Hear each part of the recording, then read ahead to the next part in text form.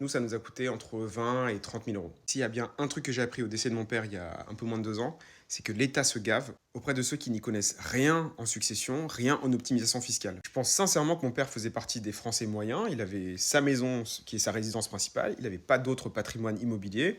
Il avait un petit peu d'argent de côté et c'est tout. Pourtant, 20 à 30 000 euros à payer pour récupérer tout ça. Juste parce qu'il ne connaissait pas un dispositif dont je vais vous parler juste après, et qu'il aurait juste pu mettre en place pour nous faire payer zéro impôt. Alors oui, ce sujet, il est un peu chelou, il est limite tabou, mais je trouve que c'est super important d'en parler pour éviter de vous faire avoir aussi, hein. Parce que l'État, il va pas vous louper. Ce dispositif s'appelle l'abattement de 100 000 euros. En gros, un parent peut donner à chacun de ses enfants, tous les 15 ans, sans payer d'impôt, jusqu'à 100 000 euros de patrimoine. Le patrimoine, ça peut être de l'argent, ça peut être des actions, ça peut être un morceau de la maison. Imaginons qu'un parent a 2 enfants, il donne 100 k à l'un, 100 k à l'autre de patrimoine.